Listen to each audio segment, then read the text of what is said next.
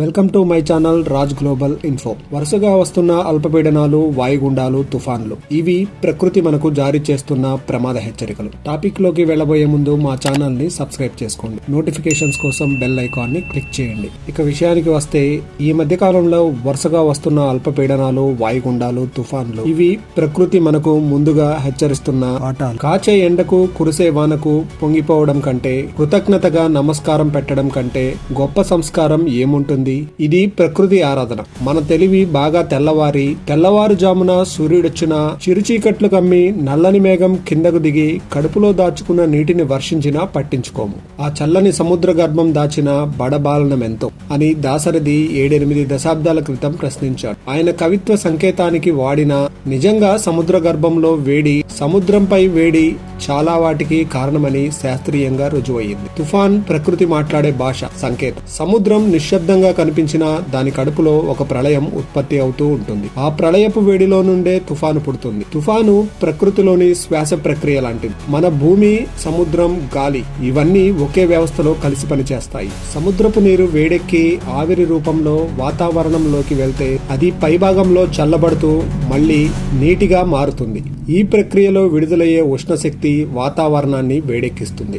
దీంతో తక్కువ పీడన ప్రాంతం ఏర్పడుతుంది. చుట్టుపక్కనున్న గాలి ఆ లోపలికి దూసుకుపోతుంది. ఇలా వలయంలో తిరిగే గాలులు క్రమంగా డిప్రెషన్, డీప్ డిప్రెషన్, సైక్లోన్ దశలుగా మారతాయి. ఇదే తుఫాన్ పుట్టుక. తుఫాన్ కేవలం గాలి కాదు, అది సముద్రపు వేడి నుండి ఆకాశం వరకు జరిగే శక్తి మార్పిడి ప్రక్రియ. ఇది సముద్రంలోని అదనపు ఉష్ణాన్ని బయటకు పంపుతూ భూమి ఉష్ణ సమతౌల్యాన్ని కాపాడుతుంది. అంటే తుఫాన్ భయంకరమైనదే అయినా అది కూడా ప్రకృతిలో ఒక సమతుల్య క్రమం. కానీ వాతావరణ మార్పుల వల్ల, సముద్రపు ఉష్ణోగ్రతలు పెరగడం వల్ల ఈ తుఫాన్లు ఇంకా శక్తివంతంగా ఎక్కువ సార్లు వస్తున్నాయి. ఇది భవిష్యత్తుకు ఒక శాస్త్రీయమైన హెచ్చరిక. రాబోయే తుఫాన్లు ఏ దిశగా, ఎంత వేగంతో వస్తాయో చెప్పగలం. ఎక్కడ తీరం దాటుతుందో ఖచ్చితంగా చెప్పగలం. ఎప్పుడు ఎక్కడ బలహీన పడుతుందో కూడా చెప్పగలం. అంతటి సముద్ర గర్భం ఇప్పటికే దాచుకుంటున్న వేడికి తోడు భూగోళంలో ఉన్న మానవులంతా తమ సుఖం కోసం రాజేసిన అదనపు వేడికి బడబానలమే ఎంతగా భయపడుతుందో మాత్రం చెప్పలేము. మనిషి